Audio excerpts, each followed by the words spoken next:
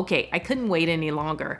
I had been fasting and doing extended fasts for over 3.5 years now, and I really wanted to take a break from doing so much of it. And so over the last 2 months, I did take a break, just stick to my daily intermittent fasting schedule. For those of you that know me and know my channel on Reg Edited, I usually do a 48-hour fast once a week. It could be a little much. I get that. I had to take a break and give the body a chance to replenish itself, with the vitamins and minerals and things that you may have missed out on when it comes to extended fasting and doing it consistently. So let's just break it down to the basics. First, what is a 48-hour fast? Basically, a 48-hour fast is doing 2 consecutive days without eating food. You need to have fluids, absolutely. I really want to share the benefits of this 48-hour fast and what it does for you. If you do it occasionally, or if you do it, say, once a month, maybe once or twice a month, it really does have some serious benefits that you probably can't get doing anywhere else. This is natural way, holistic way of boosting up your health. And that's basically in a nutshell. Overall, it's about improving your health, right? Chasing the health. There's been so many studies now, more than ever, about extended fasting. And in some of those studies, they have showed that it does slow down the cell aging of the body, the look, and gives better skin, glow, all that. That's a serious benefit, and that's the main reason that I would do it, is to slow down that aging process. Okay, over 50 here, slow it down. It improves insulin resistance, and that's part of the whole hormone makeup, right? Hormone balancing. So if you're improving your insulin resistance, then you can lose that extra weight.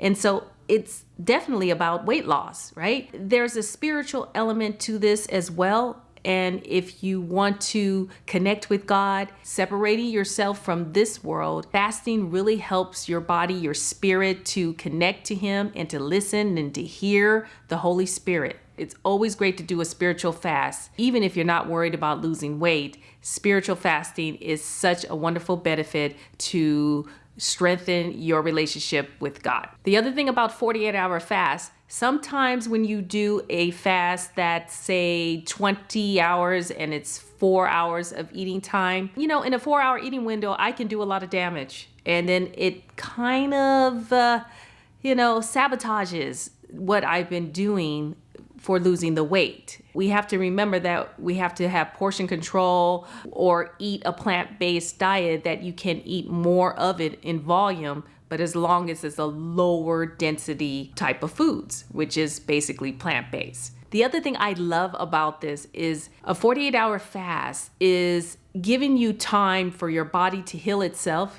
right? Repairing the cells in the body, the damage that we do to ourselves, like inflammation. It decreases inflammation. And inflammation is a precursor to disease. What I love about it is those of us that are sugar addicts or carb addicts, this can help detox you because you're going for extended period of time, and then it just can give you a kickstart, right? So you can start fresh again and get back on track with whatever you were doing in your weight loss plan or strategy that you had going in the first place. So sugar, we know, can kick us off of our game, right? And totally ruin everything that we had already worked for, say in the past few weeks or months even. The detoxing that it does for a 48-hour fast really will benefit you to be able to now start fresh, start again, kick that weight loss in the butt. Okay, I know there's some downsides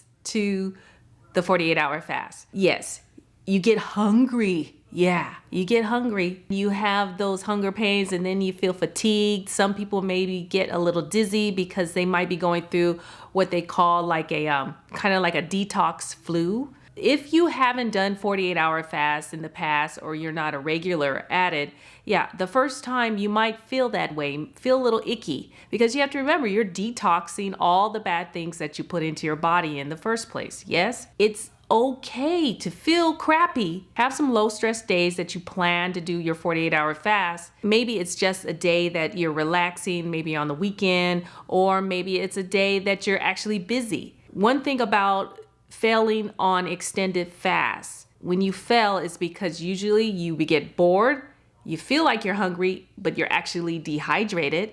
And so you need to make sure that you're getting tons of fluids in your body. I really recommend at least 3 liters of water in your body, but also to add in the electrolytes. And that will bring me to, how do I do a 48-hour fast? If you're going to do extended fast like that, then I would recommend that you add in a pinch or 2 of Himalayan salt into your water. And that is great because that's a form of electrolytes, and it also will help you with the hunger pings, and you won't feel so hungry. Your body really does need salt.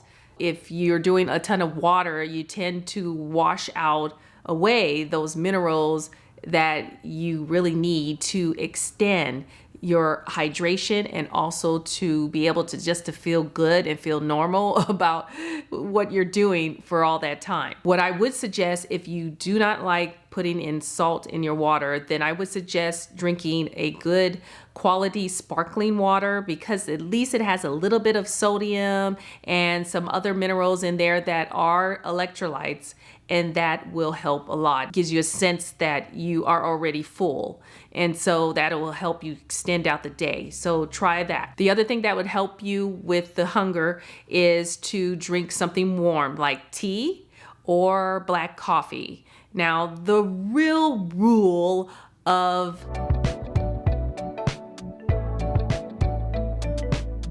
extended fasting is not to have coffee or anything that is stimulating in caffeine, because you don't want caffeine, right? You want to cleanse of everything with the exception of water. But if you're someone that really, really needs to drink coffee, have black coffee, but do not add sweeteners to it. If you can benefit from that, great.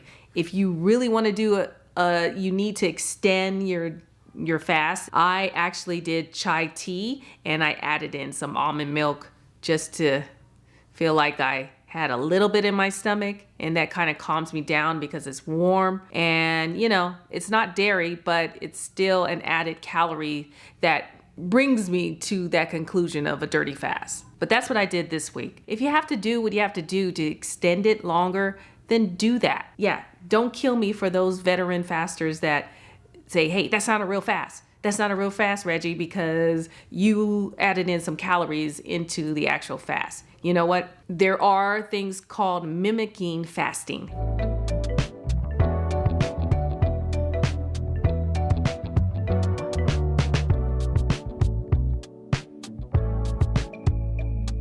And mimicking fasting, you can get away with it, especially if it's less than like 25 calories. I don't think anybody would tell.